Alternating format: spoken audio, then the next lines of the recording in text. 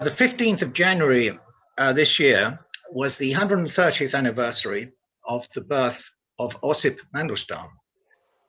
Mandelstam was one of the greatest Russian poets of the 20th century. And this evening, we are celebrating his life and work. We will read in Russian and in English translation 14 of his poems. And I will also try and give you an idea of what Mandelstam was like as a person, a human being, and a man of letters, as well as describing the main events of his life.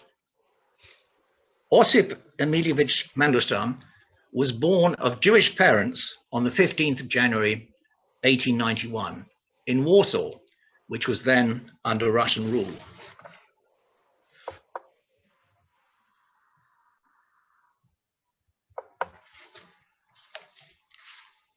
His father, Emily Veniaminovich Mandelstam, was a leather merchant by trade. He was a merchant of the First Guild, which gave him the right to live outside the pale of settlement. His mother, Flora Osipovna Verblovskaya, was an amateur musician. Here are two pictures of Osip as a young boy. Soon after Osip's birth, the family moved to St. Petersburg. Osip was educated at the prestigious Tenishev Gymnasium from 1900 to 1907. He left school in 1907 and spent most of the next 3 years educating himself in Western Europe. He attended lectures at the Sorbonne University in Paris and later visited Switzerland, Italy, and Germany. He spent the winter of 1909 at the University of Heidelberg. By 1911, he had returned to St. Petersburg, where he studied in the history and philology faculty at the university. At that time, he published 5 poems in the literary magazine Apollon, Apollo.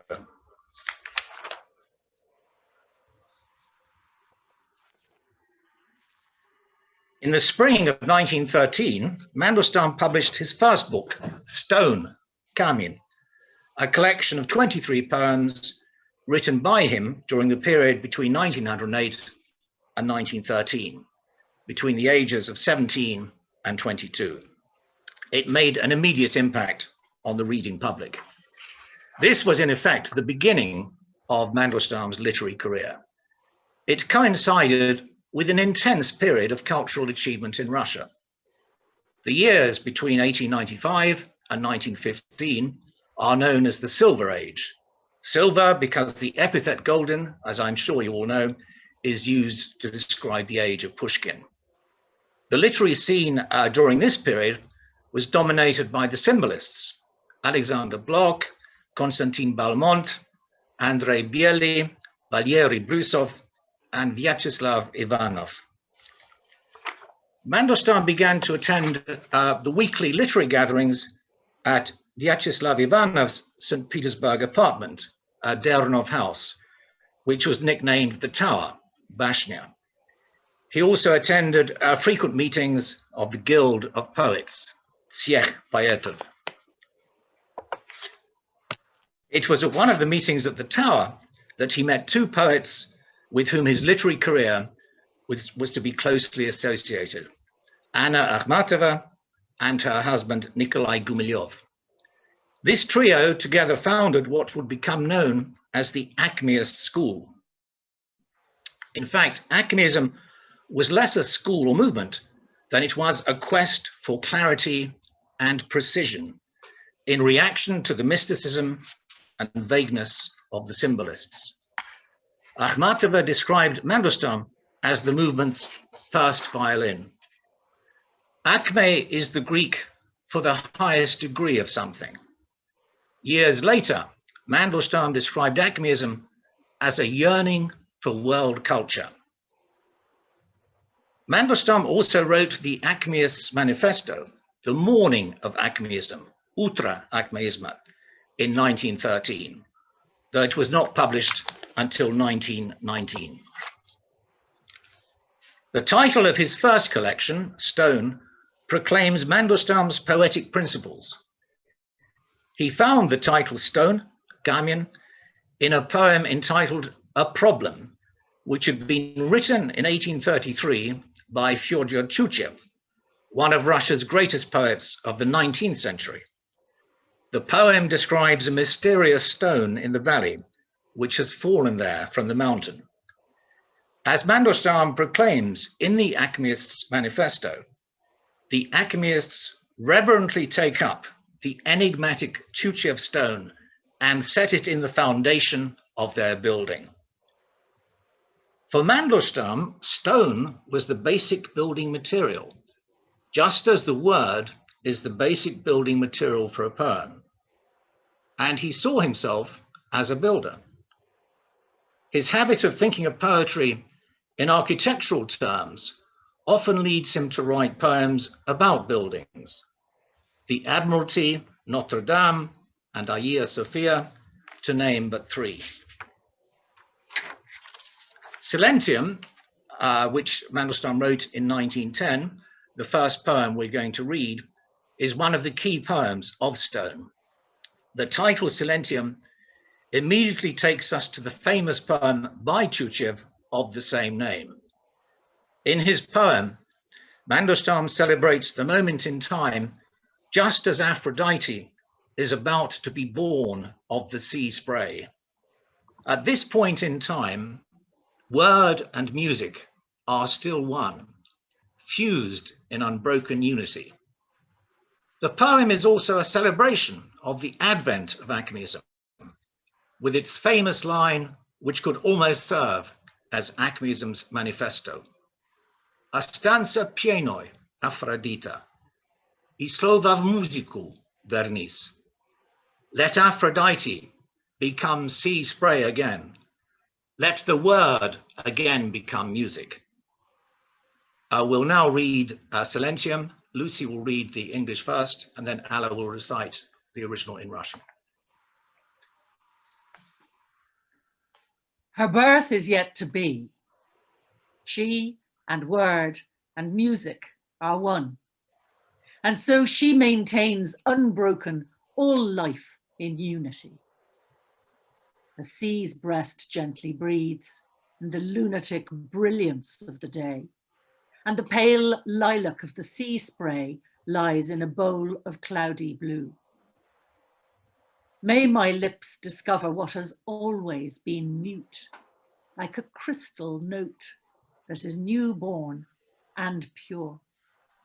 Let Aphrodite become sea spray again. Let the word again become music. Let the heart which has fused with the source of life be shy of the heart which has not. Силенциум. Она еще не родилась, она и музыка, и слово, и потому всего живого ненарушаемая связь. Спокойно дышит море груди, но как безумный светил день, и пены бледная сирень в мутно-лазоревом сосуде. Да обретут мои уста первоначальную немоту, как кристаллическую ноту, что от рождения чиста. Останься пеной, Афродита, и слово в музыку вернись. И сердце, устыдись, сперва с новой жизни слито.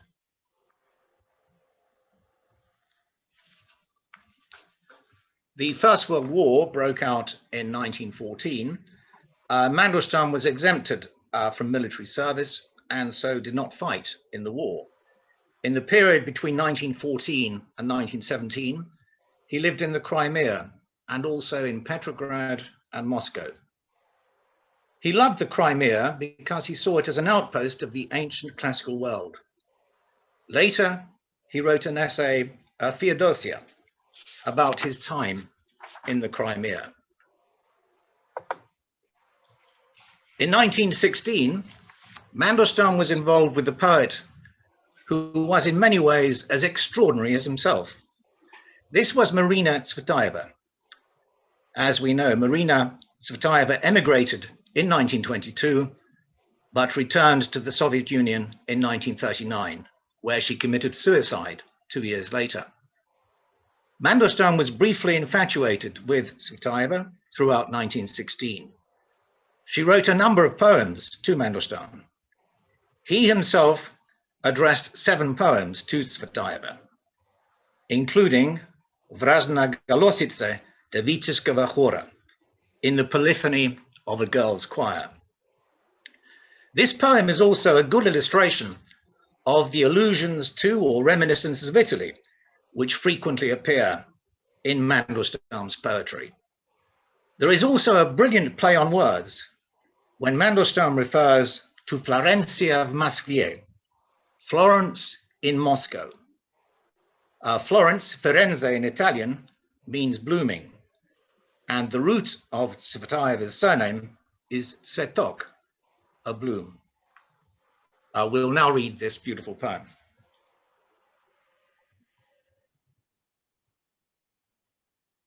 In the polyphony of a girl's choir, every church sings its own delicate part.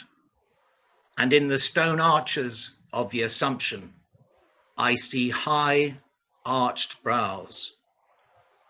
From the ramparts, fortified by archangels, I surveyed the city from a marvelous height. Within the walls of this Acropolis, I was consumed with longing for the Russian name, for Russian beauty. Isn't it strangely wonderful? We dream of an orchard, soaring pigeons in the hot blue sky. A nun is singing the Orthodox litany. Tender Assumption. Florence in Moscow.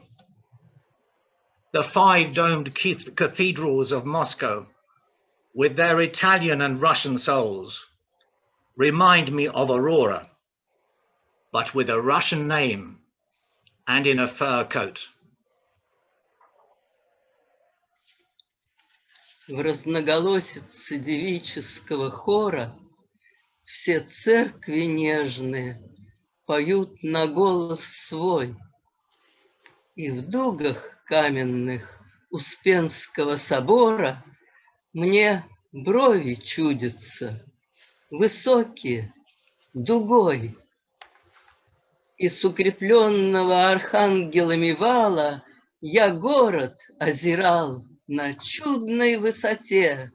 В стенах Акрополя печаль меня снедала по русском имени и русской красоте.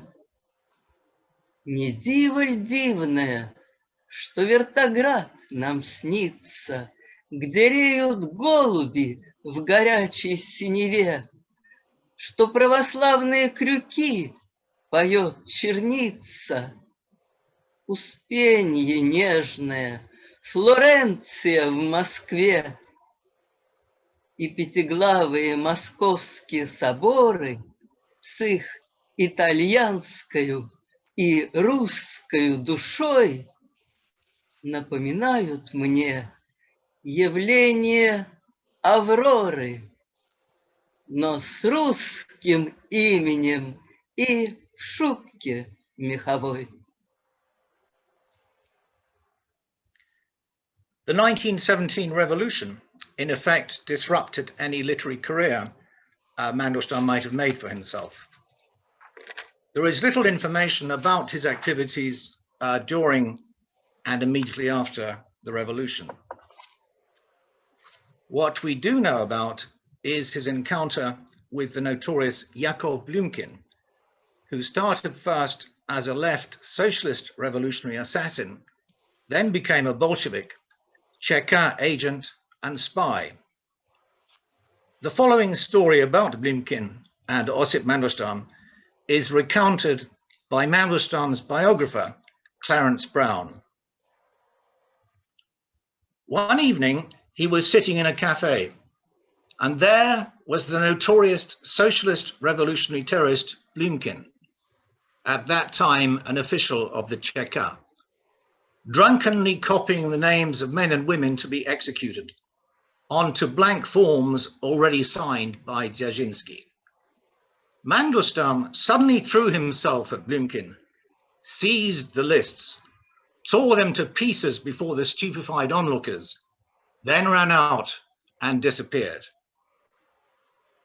For a few years after this event, Blümchen pointed his revolver at Mandelstam every time he met him.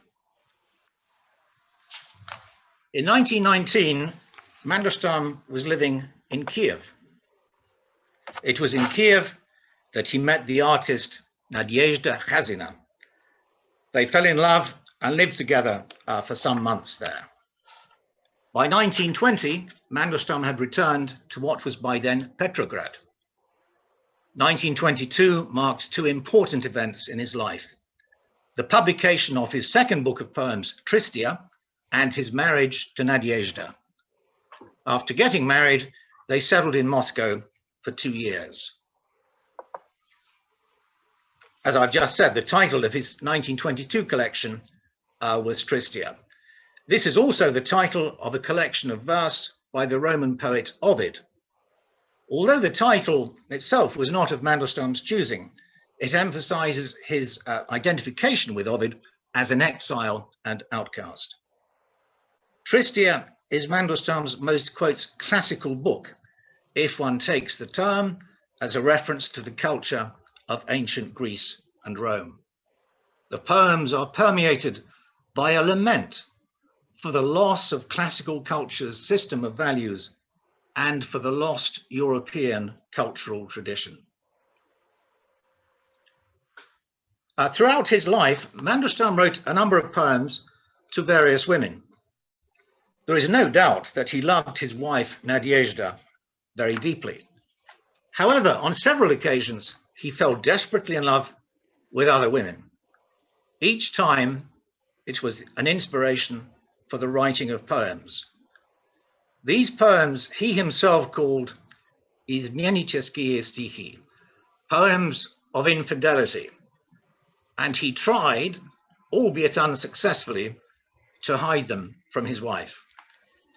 His infatuations included Olga Arbenina, the beautiful St. Petersburg actress who performed at the Alexandrinsky Theatre.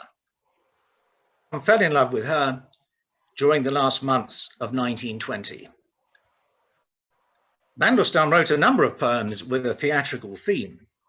Anna Akhmatova claimed that everything connected with the theatre in Mandelstam's poetry had something to do with Olga Arbenina. The poem we are now going to read, Я наравне с другими хочу тебе служить, I want to serve you as an equal with the others, is a touching love poem. The poem is overpowering in its rhythmic effect. Lucy will now read the English translation before Ali reads the Russian.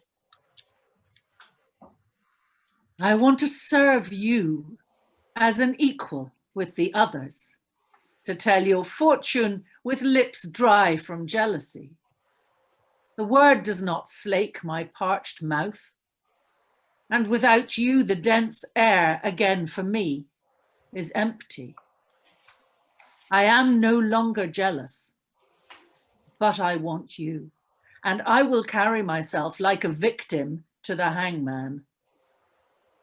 I do not call you either joy or love. My blood has been exchanged for something wild and strange.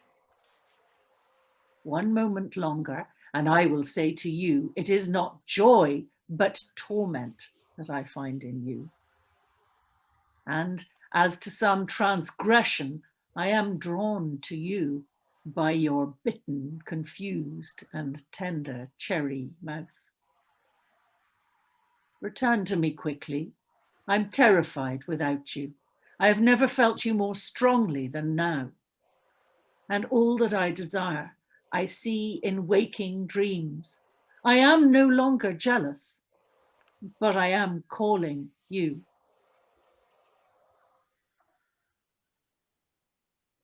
Я наравне с другими хочу тебе служить, от ревности сухими губами выражить. Не утоляет слово мне пересохших уст, и без тебя мне снова дремучий воздух пуст.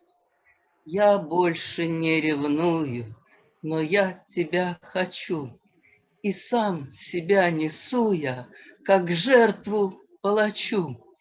Тебя не назову я ни радость, ни любовь, на дикую, чужую мне подменили кровь.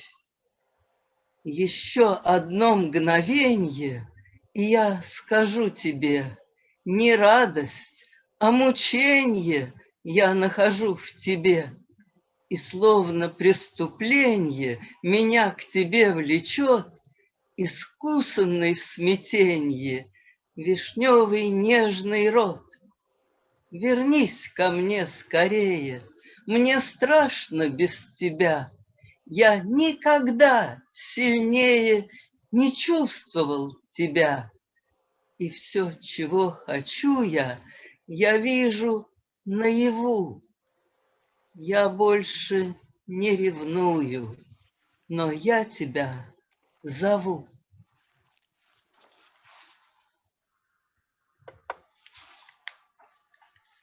As I've mentioned, Mandelstam was brought up in a Jewish family.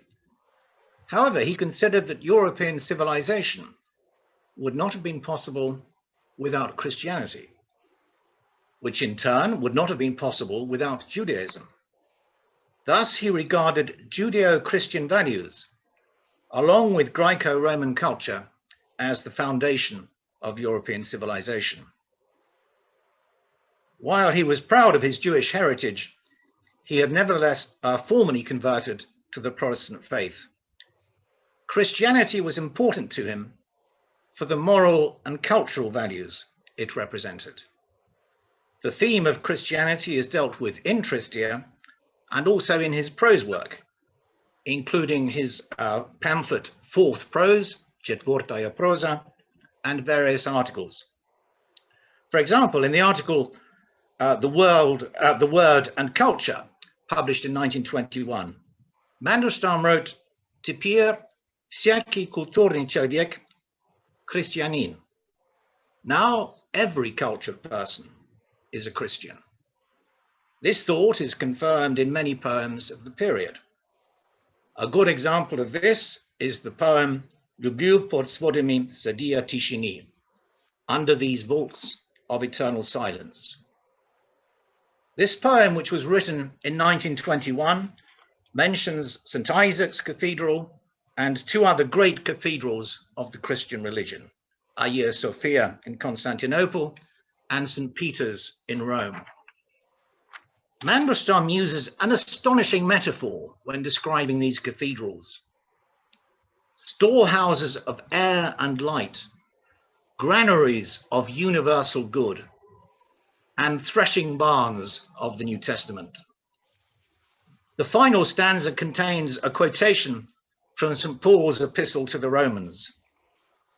«За ней свободен раб, преодолевший страх», because the slave who conquers his fear becomes a free man. I will now read this poem.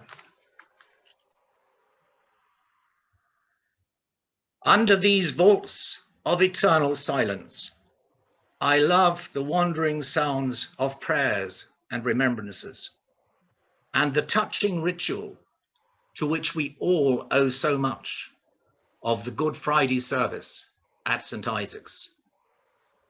I cherish the priest's unhurried steps, the grand procession of Christ's shroud, and like the worn fishing net, the Sea of Galilee's gloom during Passion Week. I love the fragrance of the Old Testament on the warm altars and the orphan-like call of the priest. A regal, humble man, purest snow on his shoulders, and his robe a wild tint of purple.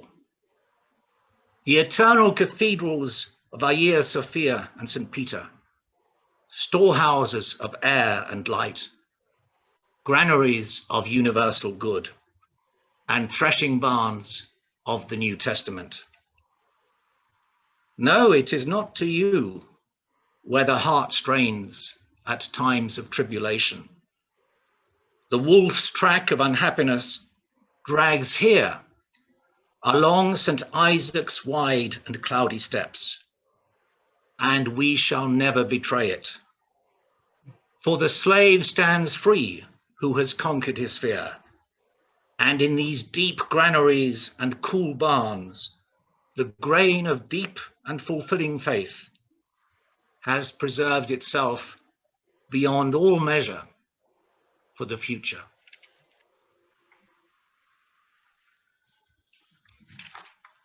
Люблю под сводами седые тишины молебнов, панихид блужданья и трогательный чин. Ему же все должны у Исаака отпеванье.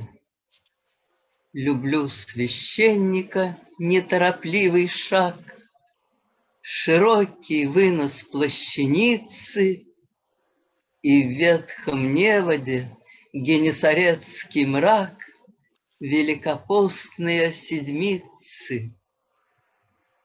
Ветхозаветный дым на теплых алтарях и иерея возглас сирый, смиренник царственный, снег чистый на плечах и одичалые порфиры.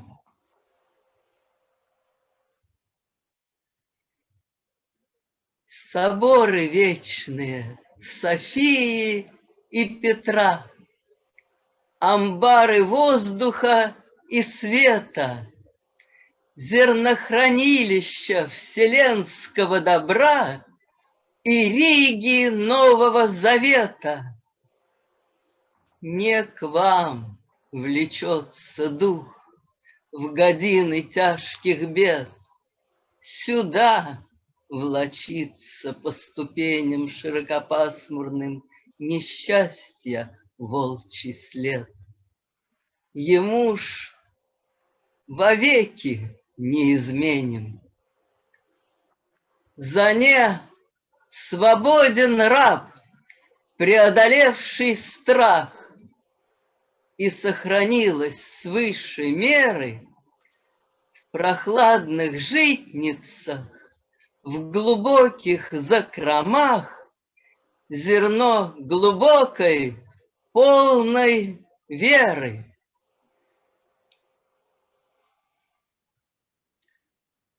Also in 1921, Mandelstam wrote a poem entitled Koncert na Vokzale, Concert at the Station. In 1928, it became the opening poem in his last book of poetry, published during his lifetime. At a superficial level, in this poem, Mandelstam is recollecting the traditional pre-revolutionary summer concerts in the Pavlovsk station building.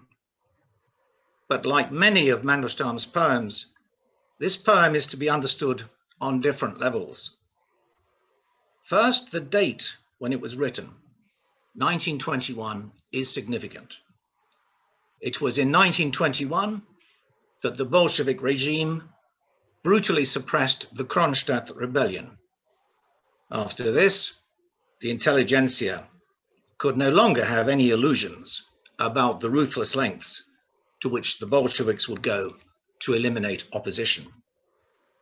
1921 was also the year of the tragic deaths of Alexander Blok in August of that year and of Nikolai Gumilyov, who was suddenly arrested and executed by the regime on trumped-up charges, also in August 1921. Gumilyov was a close friend of Mandelstam, and they were of like minds, jedinомышленники, and Osip Emilievich couldn't not react to his loss. In the wake of Gumilyov's death, Mandelstam wrote 2 poems. A Concert at the Station is one of them. The poem is written in the well-established tradition in Russian literature on the death of a poet. The poem begins with an allusion to Pushkin's last words, "Impossible to breathe," and Lermontov's line, "И звезда звездою говорит," and star calls out to star. But Mandelstam, by contrast, states, "And not a single star speaks out." He ends the poem with mourning and lament for Gumilyov's dear shadow, so that the imagined concert at Pavlovsk station becomes a funeral feast, trizna, and requiem for his lost friend and fellow poet.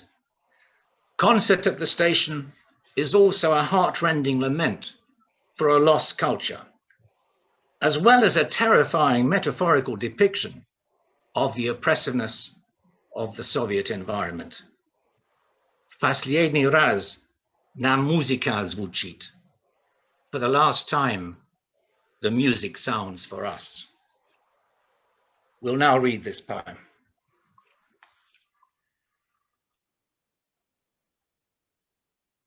Impossible to breathe. The firmament is teeming with worms, and not a single star speaks out. But God is my witness. Above us, there is music. The station shakes at the muse's song, and tattered by the shrieks of locomotives, the sound of violins prevails. A giant park, the glass ball of the station, the iron world once more bewitched. The carriage moves off majestically, bound for misty Elysium and a feast of sounds. A peacock screams. Piano music rumbles. I'm too late. I'm frightened. This is a dream. And I enter the glass wood of the station to the anxious sound of the weeping violins, the wild first notes of the nocturnal chorus, a smell of roses in the rotting beds, where once beneath a sky of glass it wandered, a dear shadow amongst the nomadic crowds. It seems the iron world, enveloped in foam and music, is trembling wretchedly. The glass wall of the passage bars my way. The seething steam muffles the sound of the strings. Where are you bound for? On the funeral feast of that dear shadow, for the last time, the music sounds for us. Концерт на вокзале. Нельзя дышать, и твердь кишит червями, и ни одна звезда не говорит. Но видит Бог, есть музыка над нами, дрожит вокзал от пенья аонит, и снова паровозными свистками разорванный скрипичный воздух слит. Огромный парк, вокзала шар стеклянный, железный мир опять заворожен. На звучный пир в Элизиум туманный торжественно уносится вагон. Павлиний крик и рокот фортепианный. Я опоздал, мне страшно, это сон. И я вхожу в стеклянный лес вокзала.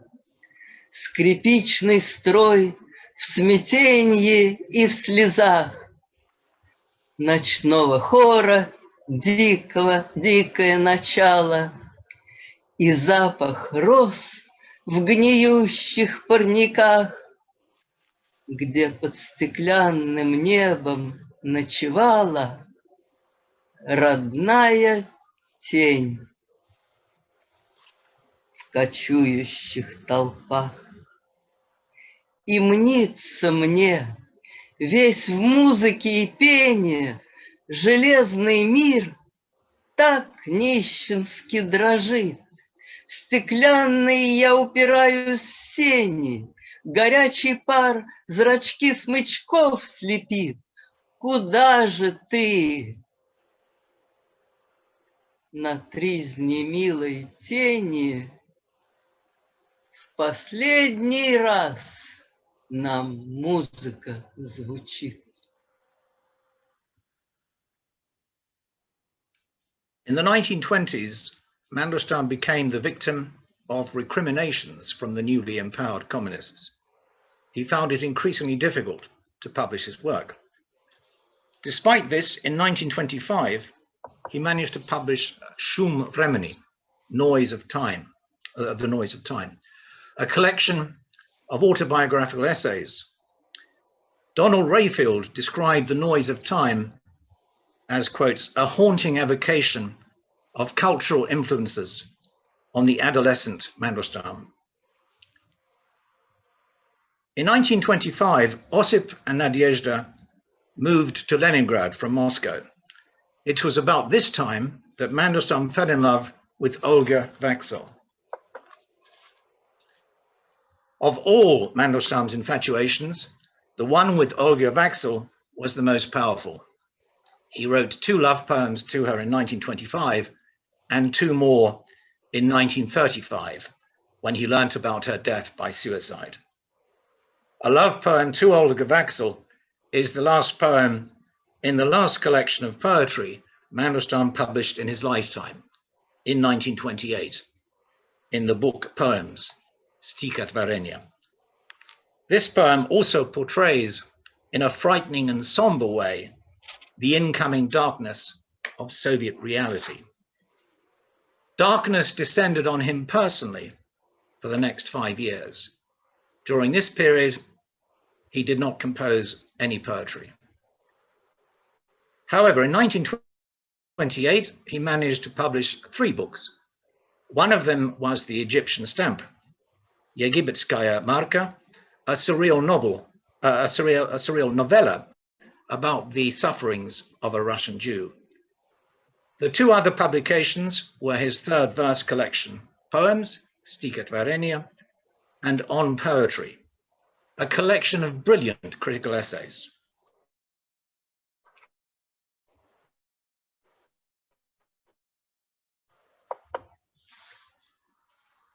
This 3rd collection consisted of first Kamien, or stone, secondly Tristia, and the 3rd section comprising poems written between 1921 and 1925.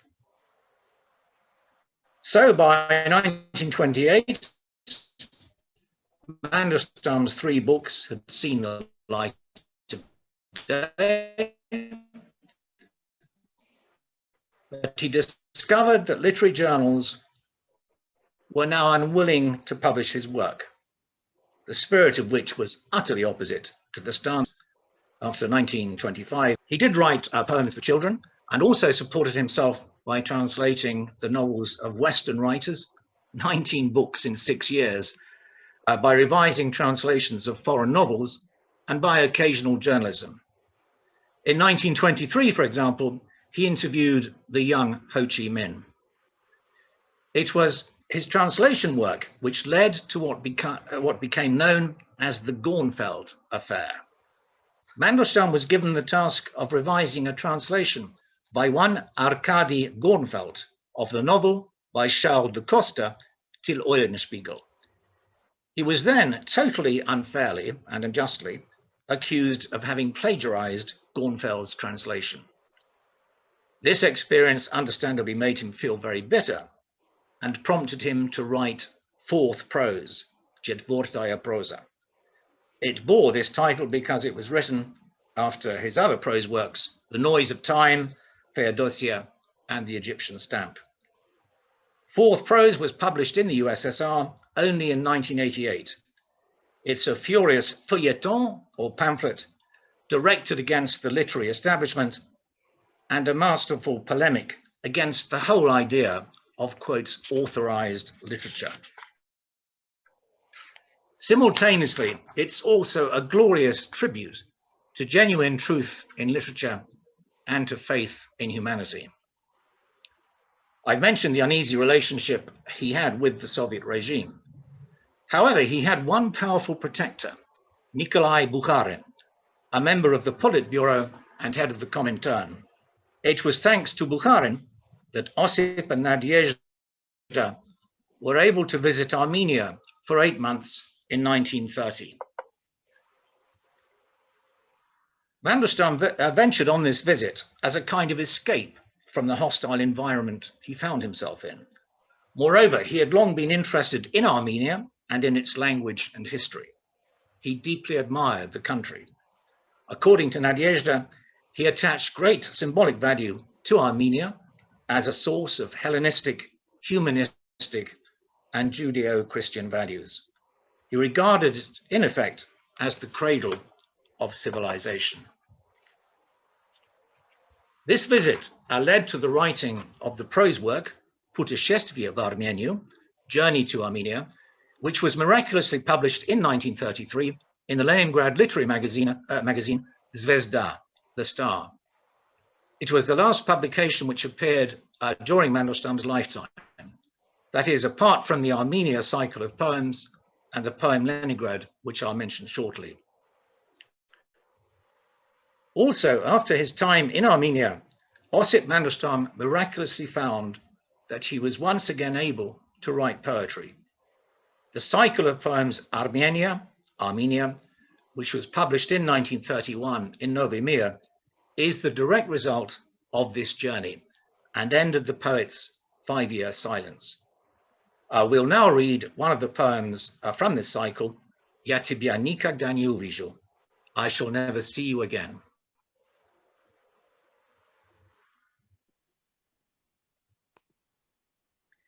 I shall never see you again, short-sighted Armenian sky. I shall never again squint and look at this nomad's tent of Ararat. I shall never open again in this library of clay authors, this beautiful land's hollow book that taught the first people. Из цикла «Армения». Я тебя никогда не увижу, близорукое армянское небо, и уже не взгляну, прищурясь, на дорожный шатер Арарата, и уже никогда не раскрою в библиотеке авторов гончарных прекрасной земли пустотелую книгу, по которой учились первые люди.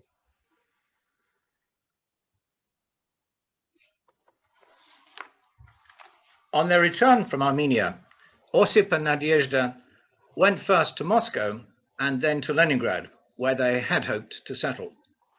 However, an official of the writers' organization, the poet Tikhonov, rejected Mandelstam's application.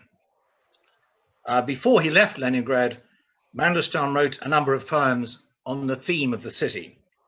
One of these is titled Leningrad. This poem was written in December 1930, and immediately handwritten copies started being circulated. In order to stop this samizdat, it was decided to publish it in the main Leningrad magazine. We'll now read Leningrad.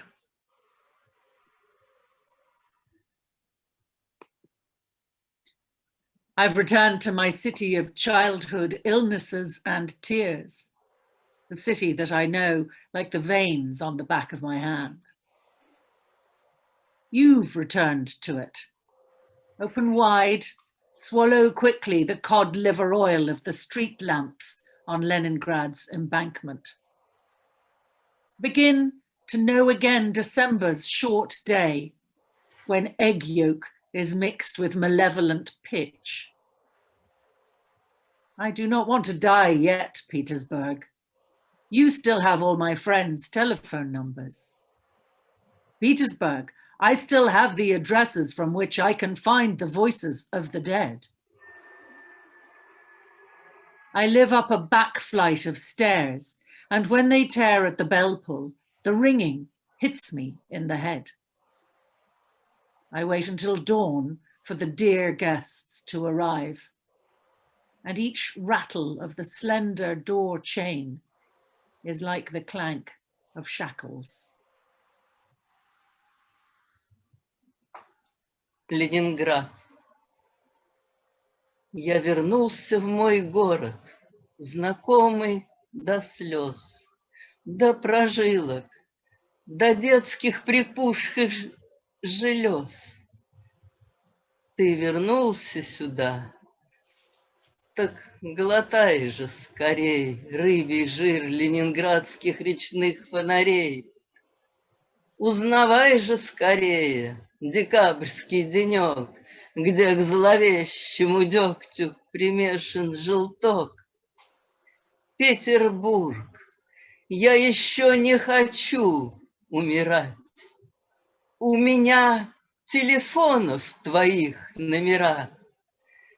Петербург, у меня еще есть адреса, по которым найду мертвецов голоса. Я на лестнице черной живу, и в висок ударяет мне вырванный с мясом звонок. И всю ночь напролет жду гостей дорогих, шевеля кандалами цепочек дверных. Not allowed to settle in Leningrad, the Mandelstams had to go to Moscow. Constant searching for some shelter, unsatisfied hunger for thought. The poet wrote in January 1931 on his 40th birthday, summing up the conditions of his life. The search for shelter was met by the assignment of 3 small and squalid rooms in the Writers' Union building, where the Mandelstams lived until the autumn of 1933. The hunger for thought was assuaged by the poet's reading of Dante, who, as I will be discussing later, was particularly precious to him, and by increasing creative activity. The poems which Mandelstam wrote in Moscow between 1931 and 1934 make up the collection known as the Moscow Notebooks, Moskovsky Tetradi, which was published posthumously more than 50 years later. After the Armenia cycle of poems appeared in print in Novi Mir in March 1931, Mandelstam's name as a poet gained new resonance, although the poems he now wrote could only be circulated privately. In March 1931, he wrote one of his most dangerous poems, For the Thundering Glory of Ages to Come. This poem is known familiarly as Volk, the Wolf. The poem is itself part of the so-called Wolf cycle. It reflects Mandelstam's state of mind in Moscow at this time. In no sense was Mandelstam a political poet, nor did he have any developed political awareness. But he was acutely sensitive to his environment. He could not help but record these sensations in poetic form. The Wolf is a recognition by Mandelstam that such a recording was what he had to do, almost as if it were against his will. The poem is extraordinarily powerful, with enormous force compressed into its 4 stanzas. The poet conjures up the image of the wolf-hound age, Viek Volkodav, which hurls itself on his shoulders. The wolfhound would normally be thought of as pursuing and killing the wolf. However, the poet asserts that he is no wolf by his blood.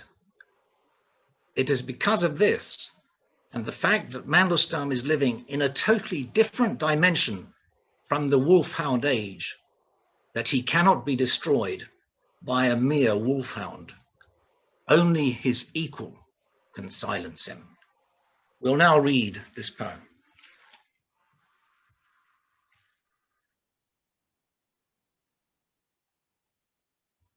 For the thundering glory of ages to come, for the noble race of men, I have been deprived of the chalice at my father's feast, and lost my happiness and honor. The wolfhound age holds itself on my shoulders, but I am no wolf by my blood.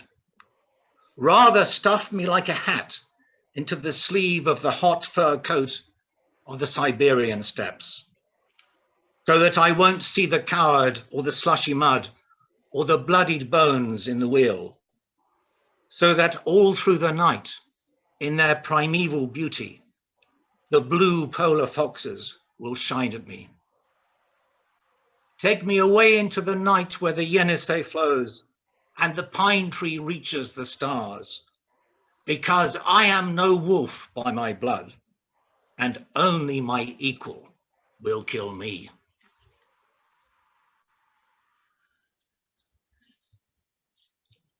За гремучую правду грядущих веков, за высокое племя людей я лишился и чаши на пире отцов, и веселья, и чести своей. Мне на плечи кидается век волкодав, но не волк я по крови своей. Запихай меня лучше, как шапку, в рукав жаркой шубой сибирских степей, чтоб не видеть ни труса, ни хлипкой грязцы, ни кровавых костей в колесе, чтоб сияли всю ночь голубые песцы мне в своей первобытной красе. Уведи меня в ночь, где течет Енисей, и сосна до звезды достает,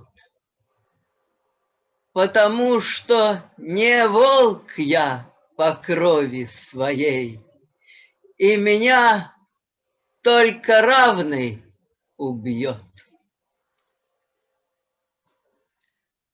Another poem which Mandelstam also wrote in March 1931 is his eloquent poem about Alexander Gertsevich. This is at first sight a light-hearted, humorous poem, parodying Lermontov's Molitva, a prayer, but it also has a deeper and indeed darker side to it. The immediate inspirational source of the poem traces back to the intensely cramped conditions of the communal flat where the Mandelstam stayed for several months. In the neighboring room, two music pupils played the piano incessantly. Alexander Gertsevich was the real name of one of the residents of the communal flat. At a superficial level, the poem seems like a running joke on the hapless hero's name. The original puns on the Russian for heart, serce. So Alexander Gertsevich becomes Alexander Sertsevich, in English, Alexander Hartsevich, before finally being transformed into Alexander Skertsevich. As I've already mentioned, the poem bears a close similarity to Lermontov's Molitva, a prayer. However, in Lermontov's poem, the prayer, repeated by heart, helps one to overcome the difficult moments of life. The poem radiates hope. By contrast, for Alexander Gertsevich, The Schubert sonata, which he plays over and over again by heart, is his last refuge, a consolation before death. Nam s muzikoj galuboju nie straszno umierać. With our beloved music, we are not afraid to die. We'll now read this poem.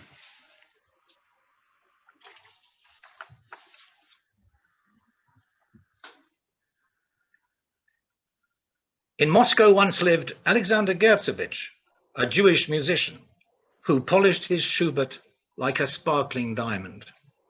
And from dawn to dusk, to his heart's delight, he repeated incessantly one eternal sonata that was engraved on his heart. Isn't it dark outside, Alexander Gertsevich? Give it up, Alexander Hartsevich. What's the use? It's all the same. Let the Italian girl fly after Schubert on a narrow sledge across the crunching sloe. With our beloved music, we're not afraid to die, and then to hang on the coat rack like a scarecrow's coat. Look, Alexander Gertsevich, it's all been played before. Give it up, Alexander Gertsevich. What's the use? It's all the same. Жил Александр Герцевич, еврейский музыкант. Он Шуберта наверчивал, как чистый бриллиант, и всласть с утра до вечера, заученную в хруст, одну сонату вечную играл он наизусть. Что, Александр Герцевич, на улице темно? Брось, Александр Сердцевич, чего там, все равно. Пускай там итальяночка, покуда снег хрустит, на узеньких насаночках за Шубертом летит. Нам с музыкой голубою не страшно умереть. Там хоть вороньей шубою на вешалке висеть. Все, Александр Герцевич, заверчено давно. Брось, Александр Герцевич, чего там, все равно.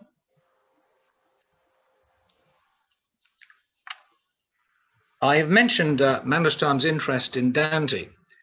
This was especially strong throughout the 1930s.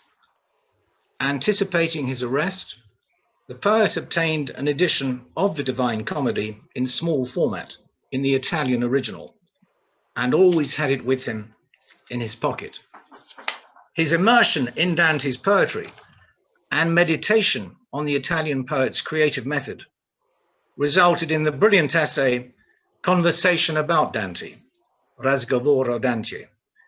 It was written during the spring and summer of 1933 in Koktebel in the Crimea, but was not published in the Soviet Union until 1967. The essay is a statement of Mandelstam's own poetics and a study of Dante viewed through the lens of a fellow outcast. Another incident illustrates Mandelstam's complete estrangement from the literary establishment at the time. This is the so-called Sargidjan affair. What happened is this. Mandelstam had complained to the Writers' Union about the writer Sergei Baradin, whose pen name was Amir Sargidjan. Baradin/Sargidjan had failed to repay a debt to Mandelstam and had physically assaulted both him and his wife. In 1933, the matter was referred to a so-called Comrades' Court, presided over by the writer Alexei Tolstoy. Unfortunately, Tolstoy decided the matter totally in favor of Sargidjan. The case became an obsession for Mandelstam, who deeply resented his treatment by Alexei Tolstoy. The denouement was a scene worthy of Gogol or Dostoevsky. Mandelstam walked up to Alexei Tolstoy at the Writers' Institute in Leningrad, and to the utter stupefaction of all present, slapped the enormous man across the face, saying, "I have punished the hangman who ordered the beating of my wife." This incident can hardly have helped Mandelstam standing either with the literary establishment or with the authorities.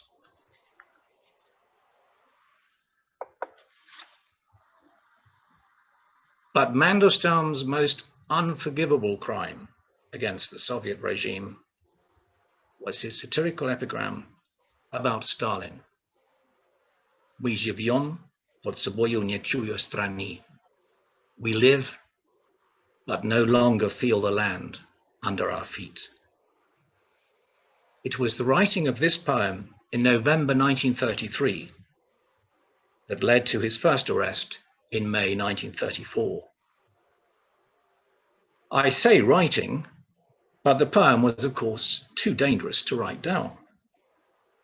Emma Gerstein, in her Moscow memoirs, describes how Nadezhda invited her to their flat, specifically so that she could hear Mandelstam recite the poem and then memorize it. Gerstein subsequently learnt that Osip had also recited the poem to others, one of whom must have denounced him to the NKVD. The poem brilliantly conveys the utter moral deformity of Stalin and his surrounding court of scrawny-necked henchmen. It presents a terrifying picture of the evil of absolute power, repugnant both morally and aesthetically. We will now read this poem.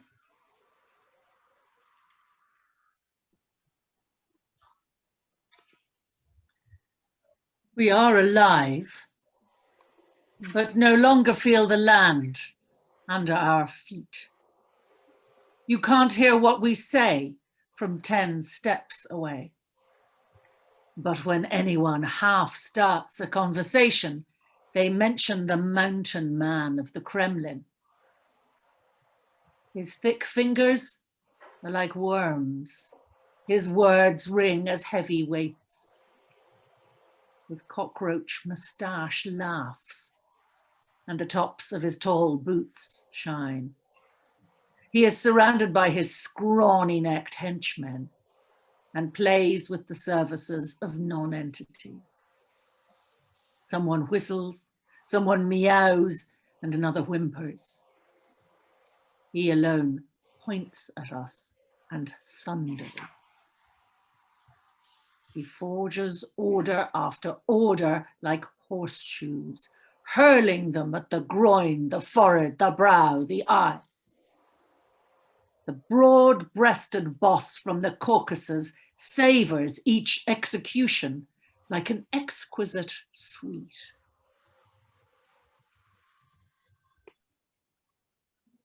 Мы живем под собою, не чуя страны. Наши речи за 10 шагов не слышны.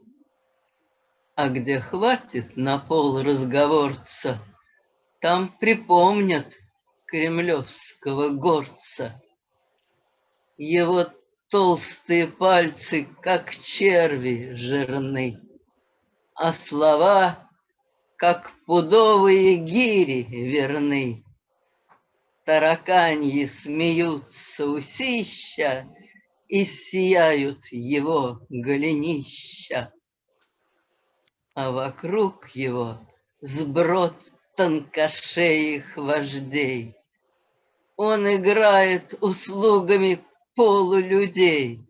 Кто свистит, кто мяучит, кто хнычет. Он один лишь бабачит и тычет, как подковы кует за указом указ. Кому в пах, кому в лоб, кому в бровь, кому в глаз, что не казнь для него, то малина и широкая грудь осетина.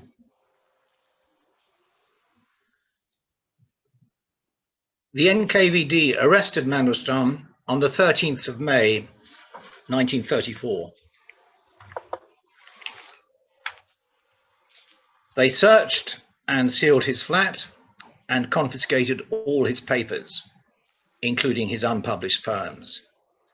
He was imprisoned at the Lubyanka and interrogated there. Mandelstam's sudden arrest was for him, as it would have been for anybody, a terrible and frightening experience. We will probably never know what was done to him in the depths of the Lubyanka, but it traumatized and distorted the poet's whole existence. Mandelstam had been initially sentenced to hard labor at the White Sea Canal, which would have been tantamount to a death sentence. However, following Bukharin's intervention and appeal by Boris Pasternak, this was commuted to a sentence of 3 years exile at Cherdyn, a small town in the Urals. Nadezhda accompanied him there. He had not been very long in Cherdyn before he attempted to commit suicide by throwing himself from a hospital window. He had, it appears, already tried to commit suicide while in prison in the Lubyanka by slashing his wrists with a razor blade he had concealed in his boot. Following the telegram which Nadezhda sent to the party's central committee and a further intervention by Bukharin, Mandelstam was permitted to, quote, choose an alternative place of exile. Mandelstam chose Voronezh for 3 reasons. First, it lay in the European part of Russia. Secondly, it had an association with the 19th century poets Nikitin and Koltsov. And finally, it was in Voronezh that Mandelstam's article Utra Acmeisma, The Morning of Acmeism, had been published in 1919. In the wake of his sudden arrest and terrifying experiences in the Lubyanka and in Cherdyn, the poet had descended into the deepest personal abyss. Nevertheless, despite all this, and despite his precarious legal position and inability to earn any money by writing, in Voronezh, Mandelstam was to experience another period of great poetic creativity. He filled 3 school exercise books with the poems he composed during this period. These poems were also published posthumously many years later with the title Voronezhskие Tetrady, the Voronezh Notebooks. This was his last and loftiest outpouring of poetry. The poems Mandelstam wrote in Voronezh are among his finest. They express a visionary intensity and a deep pathos, which are heightened by a sense of nervous foreboding. As with the earlier verse, there is a sense of constant alienation from the present age, which is seen as diseased and nightmarish. The majority of the poems, in one way or another, touched on the theme of high art or European culture, and on his place of exile, the winter landscapes of which appear time and time again in the Voronezh poems. It was in Voronezh that Mandelstam wrote Stikhi o neizvestnom soldatie, poem to the unknown soldier. He wrote this in February and March 1937. This poem is a major piece of work and stands at the very height of Mandelstam's creative achievement. I cannot possibly do justice to such a complex and magnificent poem in the course of a 50-minute talk. I will mention just 1 or 2 features. In this work, the poet appears before the reader as both judge and witness of his epoch. In the words of Nadezhda, in her book Hope Abandoned, in Poem to the Unknown Soldier, Mandelstam speaks not of his own death, but of the coming of an entire era of wholesale annihilation, when everyone dies, herded with the herd, Skurboi I Gortom, and when everyone becomes an unknown soldier, the author himself among them. Hence the title of the poem. In this poem, Mandelstam uncannily prophesied a number of things which have already come to pass. These included foreseeing his own fate and predicting the immortality of his poetry. That prediction of the immortality of his poetry appears in the last stanza, where Mandelstam in effect casts himself as a representative of his whole generation. We will now read the last stanza from this work.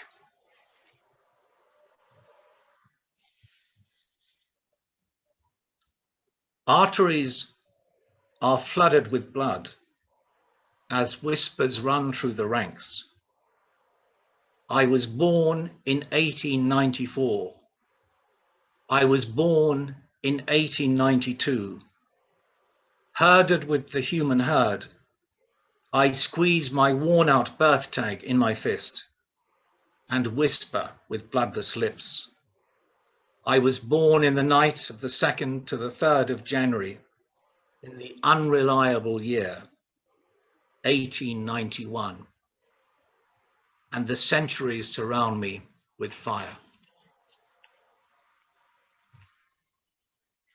Наливаются кровью аорты, и звучит по рядам шепотком. Я рожден в 94-м, я рожден в 92-м. И в кулак, зажимая истертый день рождения, с гурьбой и гуртом я шепчу обескровленным ртом. Я рожден в ночь с 2 на 3 января в 91 ненадежном году. И столетия окружают меня огнем.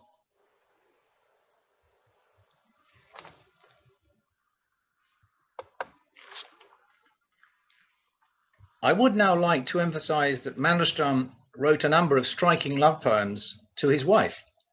One such example is the poem O Kakje Ya Hachu, Oh How I Wish, which he wrote in March 1937, and which is a beautiful lullaby dedicated to Nadezhda.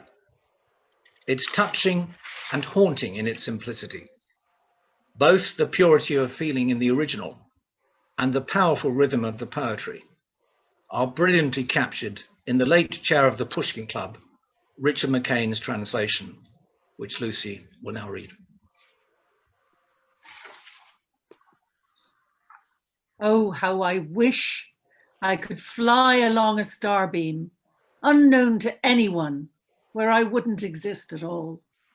And you must shine in a circle. There is no other happiness, and learn from a star the meaning of light. It is only a beam. It is only light because it has the power of a whisper and the warmth of murmured words. And I want to say to you that I am whispering, that I entrust you, my child, to the starbeam with this whisper.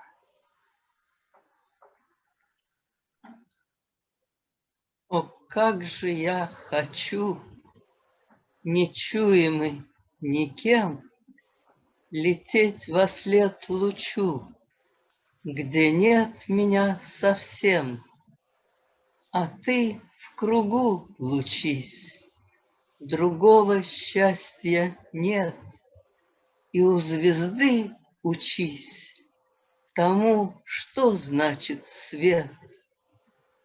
Он только тем и луч, он только тем и свет, что шепотом могуч и лепетом согрет.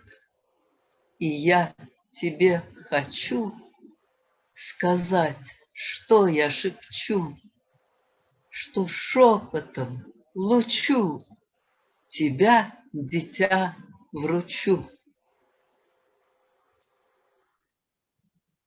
The next poem we're going to read is also a love poem and is the last poem which Mandelstam composed in Voronezh. This poem, Ku pustroy zemlye невольно припадая, involuntarily inclined to the bare earth, which he wrote on the 4th of May 1937, was addressed to Natasha Stempel. Natalia Stempel was a schoolteacher who befriended the Mandelstams in Voronezh. She in fact became Mandelstam's only close friend and confidant there, and she greatly appreciated his poetry. It was a relationship of true friendship, rather than any sort of romantic infatuation. Natasha Stempel walked with a slight limp, and the rhythm of the opening lines of the poem, quite remarkably, imitates her limping gait. It's a wonderful love poem by any standards. Mandelstam himself said of this poem, "Это самое лучшее, что я написал." This is the best poem I have ever written. Anna Akhmatova was very jealous of the poem and commented, "Написать такие стихи какой-то Наташе, to write such a poem to some Natasha." We'll now read this poem. Involuntarily inclined over the bare earth, with uneven, sweet steps, she walks just ahead of her two friends. The restraining freedom of her inspiring disability pulls her along. But it seems that her gait contains the clear idea that this spring weather is the ancestral mother of the tomb's vault, and that this will be an eternal beginning. There are women who are so close to Mother Earth that every step is loud mourning. Their calling is to accompany the resurrected and be the first to greet the dead. It is unthinkable to demand caresses from them, and it is impossible to part from them. Today, an angel. Tomorrow, consumed by worms. And the day after, just an outline. Those sweet steps will fade away. Flowers are immortal. Heaven is integral. And everything that will be is only a promise.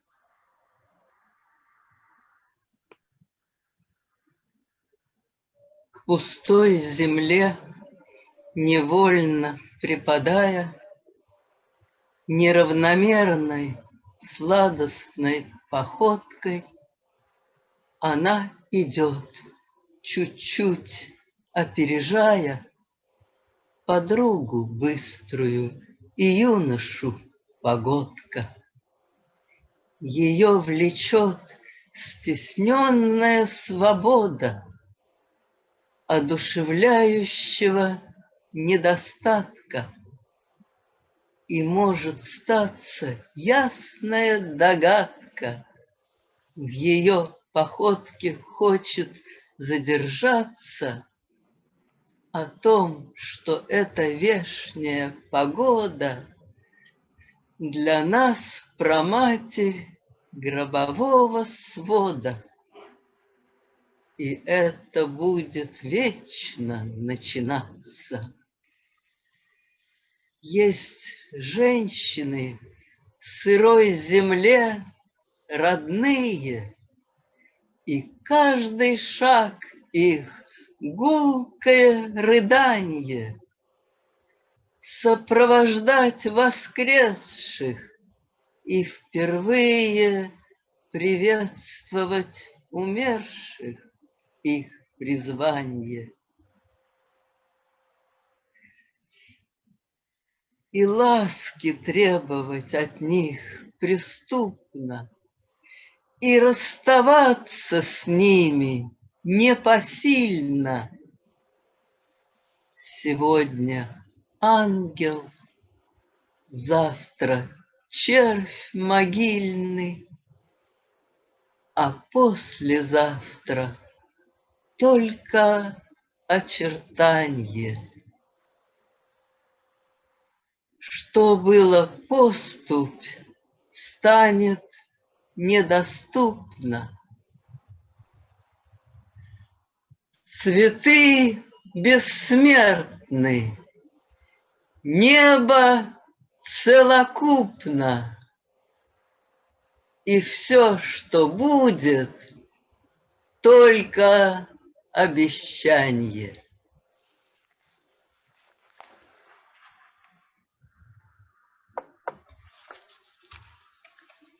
On the 16th of May 1937, the poet's 3-year exile to Voronezh ended, and the Mandelstams returned to Moscow. They were immediately informed that Mandelstam was a lishenets, that is to say, he was denied the right, amongst other things, to live in Moscow. They eventually settled in Kalinin, now Tver. His health deteriorated further during this period.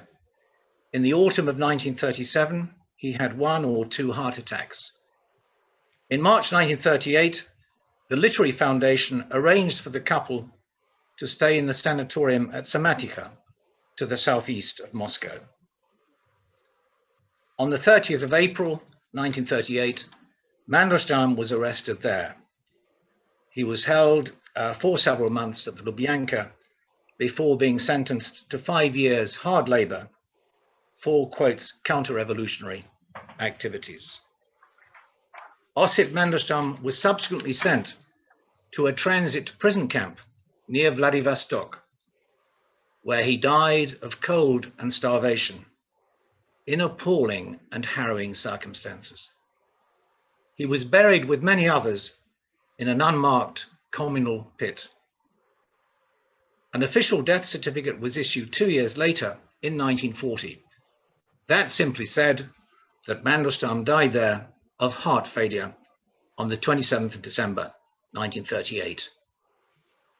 He was formally rehabilitated in 1956, but his poems were not allowed to appear in the Soviet Union until 1974, and then only in an edition intended primarily for sale abroad.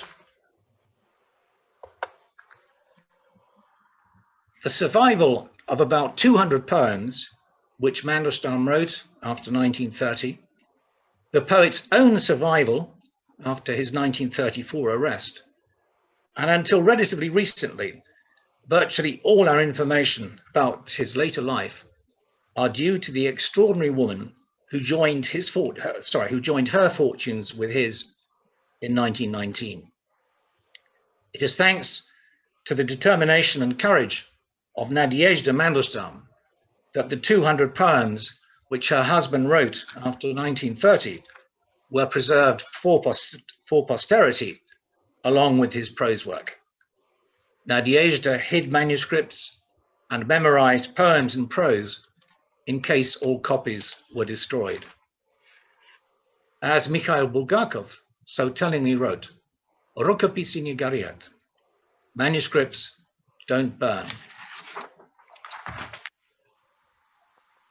In conclusion, through the black velvet of the Soviet night, skvoz chorny barchat Sovietskoi nochi, Osip Mandelstam shines as a beacon of civilization and of the very highest cultural, aesthetic, and moral values. His life and work are a triumphant affirmation of the human spirit. As Joseph Brodsky said in his essay, Son of Civilization, "Он трудился в поэзии 30 лет, и созданное им сохранится, пока существует русский язык." He wrote poems for 30 years, and his poetry will remain as long as the Russian language continues to exist. There is no sense in making of Osip Mandelstam a champion of human rights or activist fighter against the totalitarian regime. However, nobody can say that he was lacking in courage or was unable to take action. In 1928, he had learned from a chance conversation on the street that 5 elderly bank officials, specialists left over from the Ancien Regime, had been sentenced to death for alleged embezzlement and or negligence. Much to his friends and his own surprise, Mandelstam raised such a hue and cry over all Moscow that the 5 men were saved. Perhaps they were saved as a result of his decisive move to send Bukharin his book Poems, Stikotvorenia, with the ominous inscription, "Every line in this book argues against what you plan to do." He mentions this episode obliquely in his work Четвертая проза, 4th prose. So Osip Mandelstam fulfilled his duty as a poet, prophet, and human being in an epoch of unprecedented horror, and died sharing the fate of millions of his fellow citizens. As a last desperate measure of salvation, in January and February 1937, Mandelstam wrote a poem entitled Ode to Stalin, Stихи о Сталине. However, he was unable to produce anything like a eulogy of the dictator. In the event, the poem did not help him, and it was not accepted for publishing. Our final reading is going to be a 4-line excerpt from this poem. Nadezhda believed that Mandelstam in fact wrote these 4 lines separately and then out of context incorporated them into the Ode to Stalin. In the first 2 lines of the excerpt, Mandelstam notes how along with all the other ordinary people who are marching far away, he is made to grow smaller. However, in the final 2 lines, he strikes a distinct note of hope that he will arise from the dead and return to life. I believe that these lines, which resonate with renewed meaning today, show his deep certainty that the spirit of the poet will outlive that of the tyrant.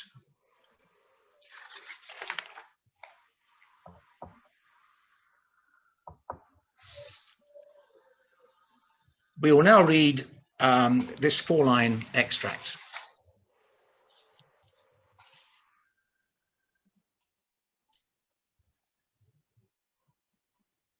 The crowds march away. People's heads become small mounds. I grow smaller there. They won't notice me anymore.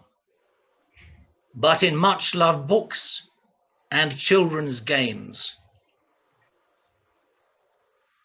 I shall rise to say that the sun is shining. Уходят вдаль людских голов бугры.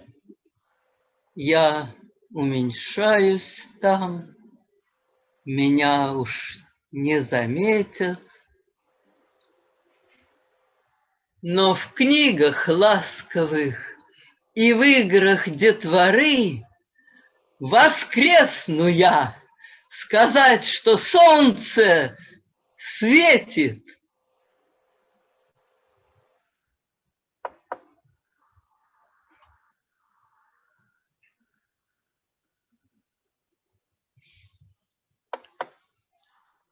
Thank you, ladies and gentlemen. That's the end of our performance.